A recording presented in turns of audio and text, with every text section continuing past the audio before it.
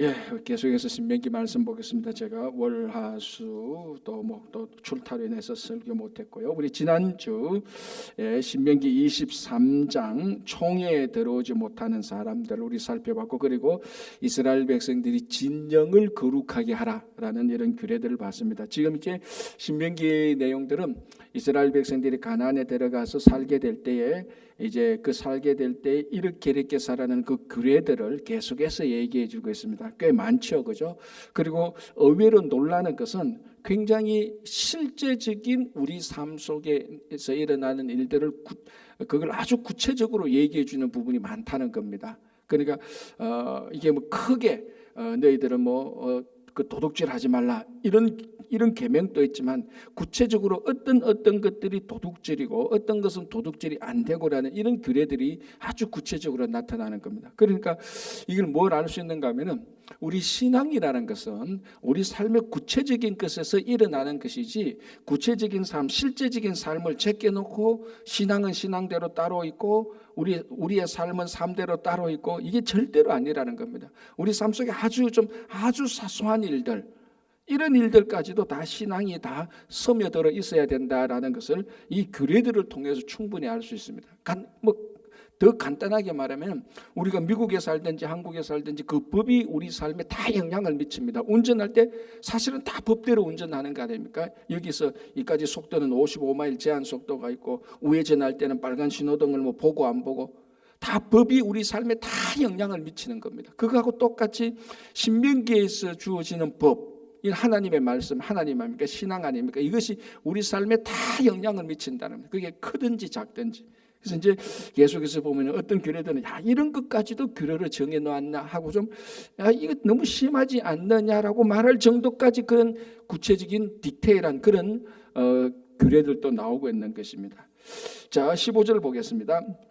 종이 그의 주인을 피하여 너에게로 도망하거든 너는 그의 주인에게 돌려주지 말고 그가 너의 성읍 중에서 원하는 곳을 택하는 대로 너와 함께 그 가운데에 거주하게 하고 그를 압제하지 말지니라.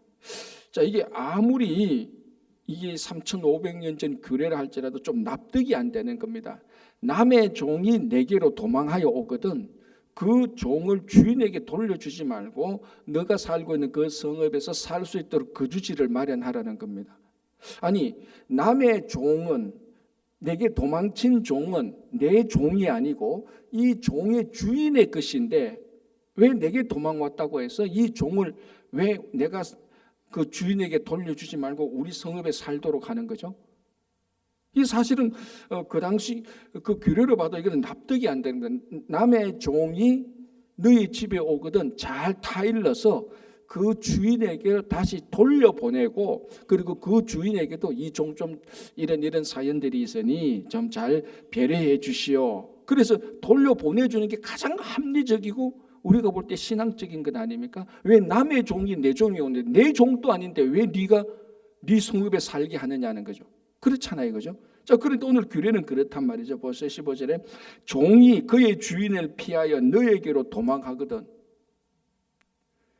너는 그의 주인에게 돌려줘서는 안 된다. 아니, 내 종도 아닌데, 만약 내 종이 다른 사람에게 갔다가 그 피해가지고 다시 놓으면 이거 원래 내 종이니까 내 종이어야 된다는 거 맞으면 남의 종인데, 참 납득이 안 되는 겁니다. 그죠? 자, 그런데 이게 이 모든 우리 규례의 계명에 그 당시에 살고 있었던 상황, 배경을 설명을 하지 않고 이 규례들을 줍니다. 왜냐하면 이 말씀을 들었던 직접적인 이스라엘 사람들은 그 당시 상황이 어떤 상황이 다 알고 있기 때문에 그렇습니다. 그리고 여기서도 한국말로 정확히 알 수 없는 뉘앙스를 우리가 여기서 캐치해내야 되는 겁니다. 이걸 만약에 우리가 히브리어를 알고 아는데 그 종이 그의 주인을 피하여 내게로 도망가거든 그의 주인에게 돌려주지 말고 할 때, 이 종은 히브리어로 정확히 뉘앙스를 번역해 말하면 도망친 노예입니다. 왜 도망을 쳤느냐? 그 주인이 억압하고 착취를 너무 하기 때문에 도망친 겁니다. 그 단어, 이 종 안에 도망친 노예의 그런 의미가 있는 겁니다. 자, 또 하나 알아야 될 것은 뭐냐면은, 우리가 노예 그러면은 제일 먼저 무엇이 생각납니까? 미국의 흑인 노예, 이런 사람들. 그리고 우리가 한 2000년 전에 예수님께서 계실 때에 그 로마 사람들이 배를 타고 갈 때 그 배 밑에서 막 그 노를 젓는 이런 노를 젓는 노예들. 진짜 우리가 요즘으로 하면 인권에 1도 없는 인권이라고는 눈꼽만큼도 없는, 그저 주인이 와서 그냥 화가 나면은 채찍 가지고 그 흑인 노예를 그냥 채찍으로 막 때려도 아무런 잘못이 없는. 그러니까 진짜 글자 그대로 오늘 이 당시 노예는 물건 취급을 하는데 막 밟아도 되고 막 불에 던져도 되는 그런 상황의 노예가 아니라는 겁니다. 자, 여기에서 노예는 오늘 이 본문에서 나타난 이 당시 사회의 노예는 우리가 말하는 흑인 노예만큼 무차별하게 억압과 착취를 해도 괜찮은 그런 상황이 아니고, 여기 노예는 힘이 들지만은 노예는 노예로서 살아갈 만한 형편이 있다는 겁니다. 자, 한번 보십시오. 우리가 앞에서 뭘 받는가 하면은 우리 안식년 받지 않습니까? 희년도 받지 않습니까? 그때 종이 안식년이 되면은 자유롭게 되어서 나가게 됩니다. 그죠? 그런데 나가게 됐는데 밖에서 살다 보니까 이 종이 나가게 살다 보니까 밖에 사회 구조도 있고 뭐 자기가 배운 기술도 없고 뭐 저축에 넣은 그 돈도 없으니 야, 이렇게 사는 것보다 옛날 주인집에 들어가서 노예로 사는 게 훨씬 더 낫다 해서 노예로 들어갈 때, 그래서 그 종이 그 주인의 노예로 들어가서 평생 살게 할 때는 나는 평생 종이라는 표시를 어떻게 한다 그랬습니까? 귀에다가 구멍을 뚫습니다. 송곳으로. 그죠? 그럼 나는 평생 노예다라는 겁니다. 자, 여러분 한번 생각해 보십시오. 이 상황을 한번 생각해 보십시오. 해본다면 뭘 알 수 있는가 하면, 그렇다면 그 당시에 어느 정도 어떤 종은 사회에서 사는 것보다 주인 밑에서 사는 게 훨씬 낫다는 겁니다. 어떤 분위기입니까? 주인 밑에서 하는 노예도 충분히 살만할 수 있는 그런 분위기가 되는 환경이구나라는 것을 알 수 있습니다. 그렇죠? 그러니까 오늘날 흑인 노예처럼 진짜 막 하루에 17, 18시간 일하고 잠은 4시간, 5시간밖에 못 자고 하루에 2끼밖에 안 주고 그 먹는 것도 거의 뭐 돼지 여물처럼 그런 것도 주고 이런 식의 노예가 아니라는 겁니다. 노예가 당연히 힘이 들지만은, 그러나 노예는 노예로서 살아갈 수 있는 그런 상황에 있는데, 여기 도망친 노예는 아까 말씀드린 흑인 노예처럼 억압받고 착취당하고 17, 18시간 일하고 잠도 안 재우고 그러면서 맨날 채찍으로 때리고 사람이 견딜 수가 없잖아요. 그래서 도망친 노예를 말하는 겁니다. 그런 노예를 말하는 겁니다. 여기서는. 그러니까 어떤 노예인가 하면 주인이 잘해주는데 이 노예가 근본적으로 천성이 게을러. 그러니까 주인이 잘해주는데도 자기가 도망친 노예, 그런 노예를 말하는 거랍니다. 그런 노예는 오히려 게으른 노예죠. 이런 노예를 말하는 것이 아니고 정말로 억압과 착취를 너무너무 받는 이 노예가 너에게 도망쳐 오거든. 이 노예를 다시 그 주인에게 돌려보내서는 안 된다. 뭐가 있습니까? 이 종을, 이 노예를 다시 억압과 착취 속에 보내서는 안 된다는 그거 문제지. 남의 종이 네한테 온다면 어이쿠나 좋구나 내 종으로 삼자, 그런 게 아니라는 겁니다. 이제 이해되시죠? 그렇게 보면 이 본문은 우리가 충분히 고개를 끄덕일 수 있는 거죠. 이 노예는 그냥 단순히 일하기 싫어서, 그냥 단순히 그 주인하고 성격이 안 맞아서 도망친 노예가 그런 노예가 아니고, 사람이 사람으로서 살 수 없는 짐승보다도 못한 대우를 받는 그 노예가 네한테 도망오거든 다시 그 짐승보다도 못한 대우를 받는 그 주인에게 돌려보내서는 안 된다라는 그런 의미입니다. 그러면 뭐 쉽게 이해가 되는 거죠. 가끔 우리도 이런 경우 있지 않습니까? 정말 너무너무 억압과 착취를 받는 사람들, 우리에게 우리 공동체나 또는 나에게로 올 때 우리는 오늘 이 본문을 생각해 봐야 되는 겁니다. 그래서 이런 억압과 착취를 다시 그 주로 돌려보내서는 안 된다. 이게 하나님의 마음 아닙니까? 하나님께서 우리를 구원했지 않습니까? 죄에서 구원했는데 우리를 다시 죄의 구렁텅이로 하나님께서는 다시 돌려보내지 않는 것하고 같은 것입니다. 자, 17절 보겠습니다. 이스라엘 여자 중에 창기가 있지 못할 것이요 이스라엘 남자 중에 남창이 있지 못할 것이다. 이건 뭐 도덕적으로 윤리적으로도 분명합니다. 그죠? 창기가 있어서는 안 된다는데, 이제 여기서 창기는 성전의 제사, 성전 의식에 있는 창기입니다. 자, 이게 그 당시 이제 우상을 알아야 되는 거죠. 그 당시 우상 숭배는 제가 말씀드렸다시피 거의 다 성적으로 타락한 예식이 있습니다. 그래서 성적으로 타락한 이 예식을 통하여서 그 풍요를 기원하는 겁니다. 그런데 하나님께서 이스라엘 백성들이 가나안에 들어가서 이스라엘 백성들이 그 가나안 땅에서 풍요롭게 사는 것은 그 우상에게 드린 그 풍요로운 그런 의식 때문이 아니고 천지를 창조하시고 우주를 창조하신 창조주 하나님께서 베풀어 주시는 은혜로 풍요롭게 사는 것입니다. 그러니까 이스라엘 백성들이 가나안 땅에 살 때는요, 우상의 풍요로움, 이방신의 풍요로운 것은 전혀 필요가 없습니다. 왜? 하나님 그분만이 우리를 풍요롭게 살기 때문에. 그래서 약속의 땅이 그 약속의 땅이 뭡니까? 젖과 꿀이 흐르는 땅 아닙니까? 하나님께서 약속의 땅, 젖과 꿀이 흐르는 땅에 가서 살게 했는데 왜 이방신의 풍요로운 제의를 따라서 이방신의 풍요로움 때문에 살아야 되냐? 그 필요가 없습니다. 그러니까 이 창기 자체가 근본적으로 필요가 없는 거죠. 우상을 섬기지 않는 하나님만 섬기는 사람들은 다른 신도 필요 없고 우상의 어떤 의식도 필요 없고, 그럼 우상에 관련된 신전에 있던 창기들도 필요가 없는 것입니다. 그래서 당연히 이거는 지극히 우리가 상식적인 것이고요. 18절에 창기가 번 돈과 개 같은 자의 소득은 어떤 서원하는 일로든지 내 하나님 여호와 전에 가져오지 말라. 이 둘은 다 내 하나님 여호와께 가증한 것입니다. 간단하게 말하면 뭡니까? 부정하게 벌어들인 소득은 거룩하지 못한 것이니 하나님 앞에 드릴 필요도 없다라는 것입니다. 하나님은 그런 돈을 받지 않는다는, 당연한 것 아닙니까? 하나님이 돈이 없어서, 물질이 없어서, 권력이 없어서 하나님께서 우리에게 그런 재물을 받는 분은 전혀 아니지 않습니까? 하나님 그분 스스로가 온전하시고 완전하신 분인데. 자, 그래서 옛날에 우리 속담에 이런 말이 있지 않습니까? 개같이 벌어서 정성같이 써라. 사실 이 말은 굉장히 위험한 말입니다. 그죠? 저는 그래서 가끔 이런 속담을 우리 젊은이들이 오해하고 들으면 큰일 나겠다는 겁니다. 자, 개같이 벌어서 정성같이 써라. 정성같이 쓰라는 것은 잘 쓰라는 건데 이거는 문제가 없습니다. 근데 개같이 벌어서라고 말할 때 우리 두 가지 의미를 생각할 수 있습니다. 첫 번째는 그처럼 힘들고 어렵게 벌어서, 이 말은 괜찮습니다. 그죠?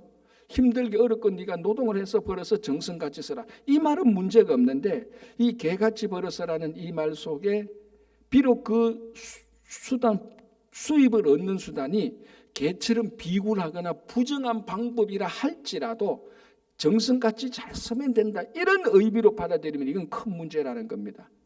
왜? 우리가 얻는 수익은 이것 자체도 정당해야 되는 것입니다. 가끔 젊은이들 보면 이런 생각합니다. 좀 부정적인 방법, 편법을 써서라도 돈을 벌어서 내가 잘 쓰면 되지 않습니까? 라는 이런 젊은이들이 있습니다. 의외로. 그죠? 근데 이게 굉장히 위험한 거죠. 그래서 내가 좀 부정한 방법을 하서라도 많이 벌어서 가난한 사람 도와주면 되지 않습니까? 그럼 잘 쓰이지 않습니까? 라는 이렇게 이상한 논리들이 굉장히 위험한 겁니다. 하나님은 부정하게 벌어들이는 소득 자체를 하나님께서는 싫어하시는 겁니다. 그 정당한 방법으로 정당한 수익을 얻는 그 수익을 하나님께서 기뻐하시는 것이죠. 그래서 오늘 본문에 뭡니까? 창기가 번 돈과 개 같은 자의 소득은 어떤 서원하는 일로든지 하나님께서는 안 받는다 그랬습니다. 대단한 거죠. 자, 우리 이제 요 밑에 보면은 21절에서 23절 보거든요. 반드시 서원했거든 그 갚으라고 되어 있거든요. 그런데 서원했는데 내가 갚는데 개같이 번 돈, 창기에 번 돈은 서원했다 할지라도 하나님께서 안 받는다는 겁니다. 그만큼 하나님께서는 정당하게 벌어들이지 않은 수익은 하나님께서 그건 수익이라고 인정하지 않는 것이죠. 그죠? 그래서 우리 성도들의 경제활동, 직장에서 일을 하든지 뭐 비즈니스를 하든지 무슨 어떤 일을 하시든지 간에 그 방법은 정당해야 됩니다. 그래서 가끔 제가 옛날에 이런 비슷한 얘기를 듣습니다. 내가 마약 딜러를 해서 돈 많이 벌어서 뭐 교회도 짓고 착한 일을 하면 되지 않느냐라고 말하는데 그거는 하나님 앞에서 난센스입니다. 말이 안 되는 겁니다. 그죠? 차라리 마약 딜러 안 하고 착한 일 안 하는 게 낫죠. 그죠? 그래서 오늘 이 본문은 완전히 그에 대한 직격탄을 날리는 것입니다. 자, 19절. 너가 형제에게 꾸어주거든 이자를 받지 말지니. 자, 그런데 20절 보십시오. 타국인에게 너가 꾸어주면 이자를 받아도 되거니와. 이게 이제 오늘날 우리 일상용어로 돈놀이고 이게 이제 은행 비즈니스고 다 금융이고 여기서 다 출발하는 겁니다. 자, 자기 이스라엘 사람들에게 구워주면은 이자를 받아서는 안 되고 외국인에게 구워주면은 이자를 받아라는 겁니다. 아니 이거 차별하는 겁니까? 어떻게 보면은 이거 오늘날 우리가 생각하는 차별 인권에 보면 이건 분명히 문제가 있는 규례가 되는 겁니다. 왜 사람 똑같은데 왜 너가 한국 사람한테는 이자를 받고 왜 영국 사람한테는 한국 사람 같은 동족한테는 이자를 안 받고 왜 영국 사람한테는 이자를 받느냐? 이게 차별 아니냐라고 물으면 논리적으로 차별이 맞습니다. 자, 그런데 이제 여기서도 아까 말씀드린 것처럼 배경을 알아야 되는 게 뭐냐면은 형제들에게 같은 동족에게 돈을 구워줄 때는 이자 놀이하고 내가 이 사람한테 돈을 빌려주어서 이자를 받아서 받으려는 목적으로 돈을 구워주는 게 아니라는 겁니다. 그래서 형제들에게 돈을 구워주는 목적은 그리고 다른 형제들이 그러니까 빚을 지게 되는 이유는 경제적인 궁핍의 문제입니다. 내가 진짜 예를 들어서 홍길동이라는 사람이 너무너무 가난해서 살아갈 수 없으니까 같은 동족에게 돈을 빌리는 겁니다. 자, 이거는 이제 우리가 요즘 오늘날 우리가 말하는 은행 업무하고는 다른 겁니다. 구제 차원입니다. 내가 너무 힘드니까 살아갈 방법이 없으니까 돈을 빌리는 겁니다. 그럼 돈을 빌려주는 사람은 내가 이 사람이 너무 어렵고 궁핍하니까 이 돈 가지고 자네 좀 쓰게, 그리고 기한이 되면은 이자 없이 내한테 돌려주게, 이런 의미로, 그러니까 구제적인 차원에서 돈을 빌려주는 것이지 어떤 경제적인 차원에서 돈을 빌려주는 게 아니라는 겁니다. 동족에게 돈을 빌려줄 때는. 그러니까 이자를 받아서는 안 되는 거죠. 자, 그러면은 타국인에게 구워주면 이건 뭡니까? 이거는 경제활동이라는 겁니다. 예를 들어서 자, 이스라엘 백성들이 가나안에 들어가면 처음에는 가나안에 들어가면 가난하게 삽니다. 그죠? 막 농사도 지어야 되고, 그리고 그 주변의 이방인들은 이미 거기서 다 틀을 잡고 문명을 세우고 경제활동을 다 해왔던 이방인들입니다. 무역도 했고요. 그죠? 뭐 이런 것들. 그러면 이스라엘 백성들이 거기 딱 들어가서 살게 되면 이방인들은 다 자기보다 더 잘 살게 되는 겁니다. 다 더 잘 사는 그런 형편에 가게 됩니다. 이방인들이 이 사람들에게 돈을 구워주고 받고 하는 것은 전부 다 경제활동이지 구제활동이 아니라는 겁니다. 경제활동이면은 이자를 받아도 된다, 그렇게 보면 되는 겁니다. 그래서 같은 동족에게는 왜 이자를 받지 않느냐? 이거는 경제활동이 아니고 구제를 했는데 네가 이자를 받으면 어떡하느냐? 안 된다. 그리고 이방인들은 경제적으로 너보다 더 잘 사는 사람들이 너에게 돈을 빌렸을 때 너 이자를 받고 나중에 이자를 받아라라는 그런 차원이지, 이게 뭐 인종 간의 차별하는 그런 차원이 아니라는 것입니다. 그래서 우리 주변에도 구제용으로 이제 구제할 때 그 돈을 빌렸으면 이자를 받지 말라. 그러니까 차원이 구제라는 차원에서 우리가 그 초점을 맞추면 훨씬 더 우리가 본문을 확실하게 알 수 있는 겁니다. 자, 21절에서 23절은 서원의 문제입니다. 뭐 앞에서 이미 다 나왔던 문제인데, 서원은 뭡니까? 간단하게 말하면 이겁니다. 내가 크게 어려울 때, 힘들 때에 하나님, 좀 표현이 이상하지만 오인하지 마시면 하나님하고 협상하는 겁니다. 하나님, 내 너무 힘든데 하나님 이거 해주십시오. 그러면 나도 이거 하겠습니다라는 겁니다. 그게 극단적인 서원이죠. 그러니까 평소에 하는 건 아닙니다. 아주 극단적일 때 서원. 그런데 이 서원한 것을 갚으라라고 말할 때는 뭐가 전제되어 있습니까? 하나님께서 서원한 것을 들어주셨다는 거죠. 그래서 자, 우리가 하나님 앞에 서원은, 하나님, 지금 가장 쉽게 말해서 하나님, 지금 내가 비즈니스 하다가 쫄딱 망했는데 하나님 이 비즈니스를 다시 이렇게 세워주시면 내 소득의 절반을 가난한 사람들한테 다 주고, 또 그 절반의 절반을 내가 뭐 또 힘든 사람 한테 주고, 그 절반의 절반만 제가 쓰겠습니다. 서원했단 말이죠. 하나님께서 내가 사업을 일으켜 주시면. 그런데 하나님께서 1년 2년 만에 사업을 일으켜 주셔서 어떻게 해야 되죠? 지켜야 되죠. 이제 그때서는 이제 땀 생각이 드는 거죠. 절반을, 가난한 사람 또 절반을 또 준다고 말했거든. 내가 1년의 수익이 지금 한 500만 불 되는데 250만 불 줘야 되고, 250만 불에 또 120만 불을 줘야 되고, 뭐 이렇게 하니까 이게 안 될 수 있는 것이죠. 그러면 서원에 대해서 자꾸 딴 생각하게 되는 겁니다.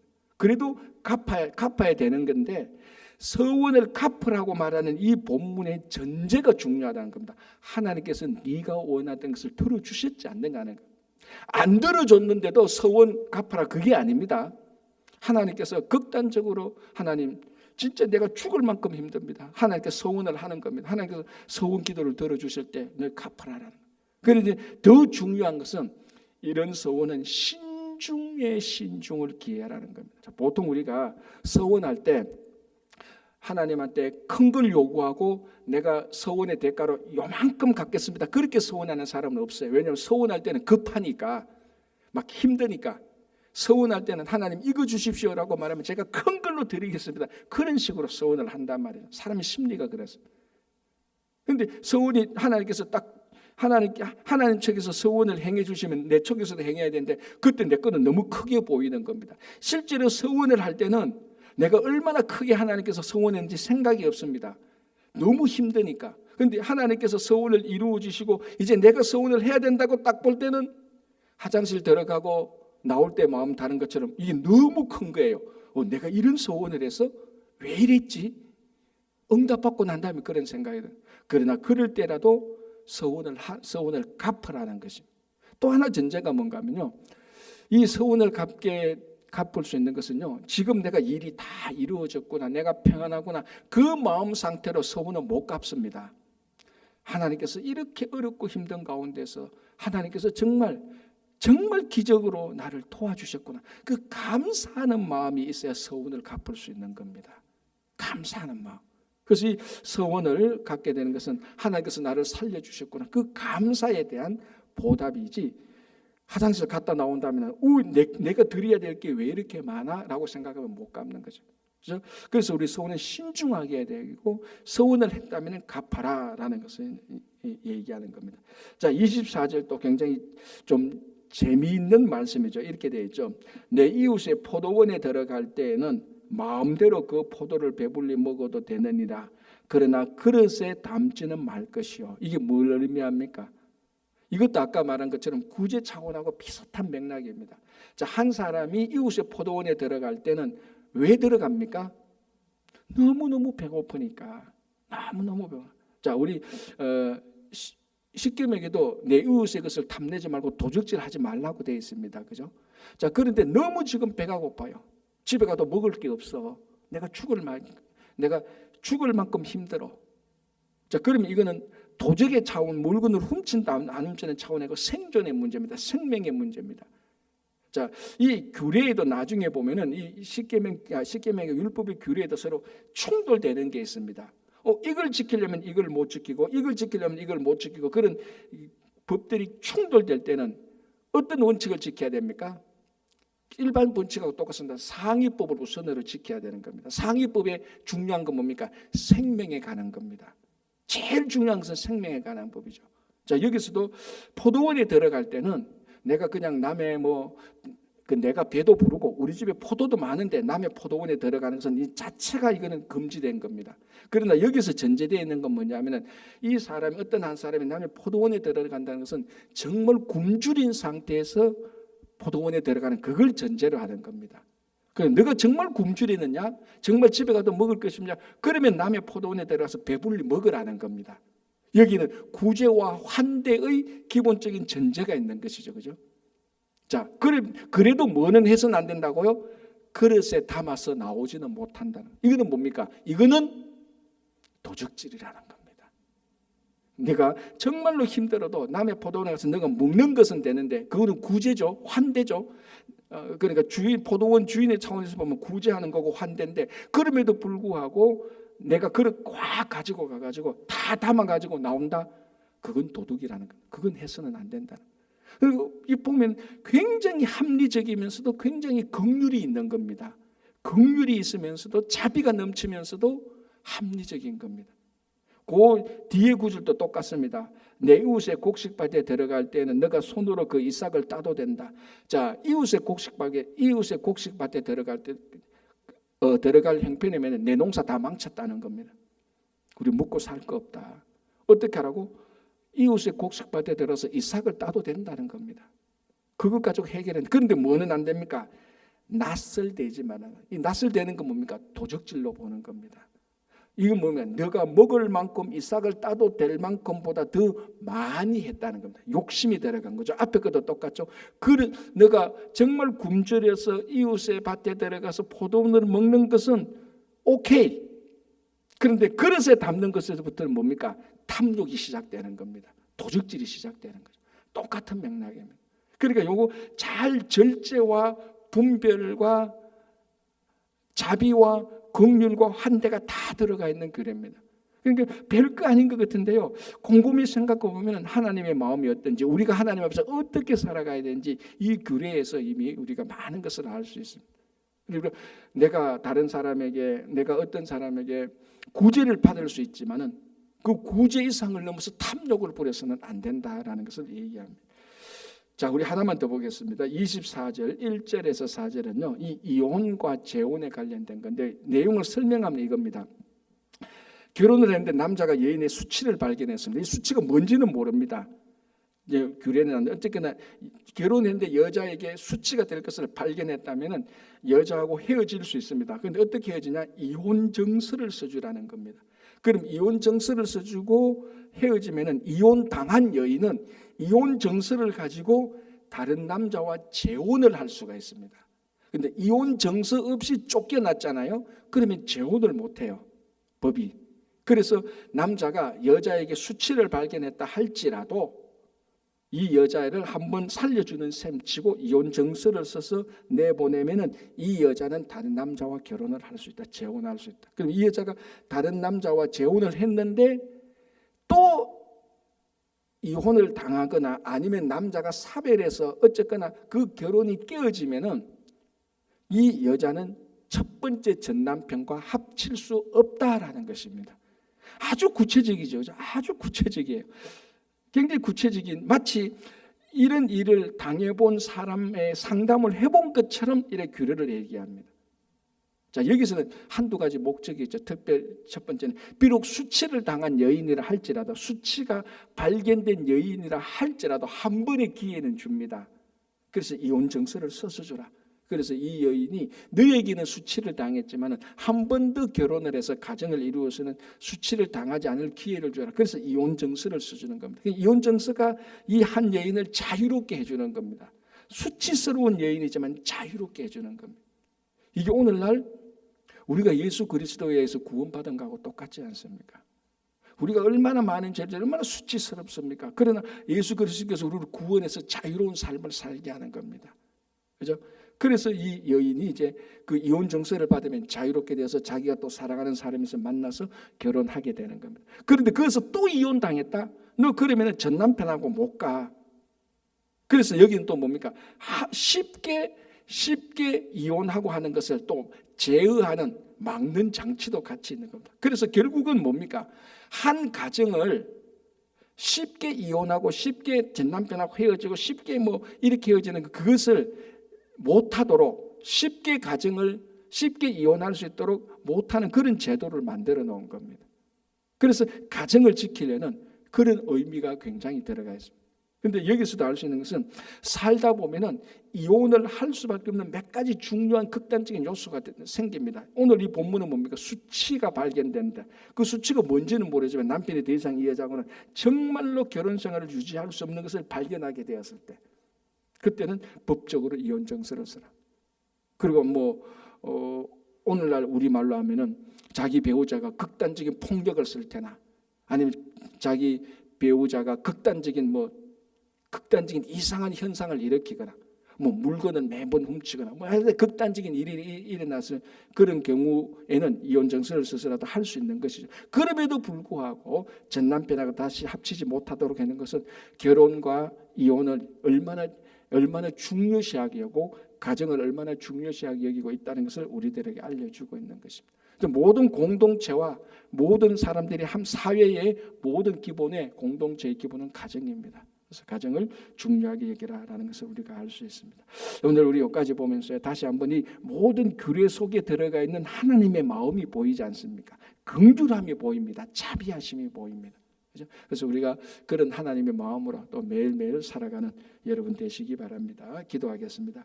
하나님 아버지 감사합니다. 3,500년 전 이스라엘 백성들이 가나안 땅에 들어가서 살게 될 때의 규례들을 보면서 이 규례들의 엄격함과 이 규례들의 어려움 이전에 그 규례와 계명 속에 담겨져 있는 하나님의 긍휼과 자비함을 우리가 발견하고 우리도 이 세상에서 하나님의 마음으로 살아갈 수 있도록 주님 도와주시옵소서.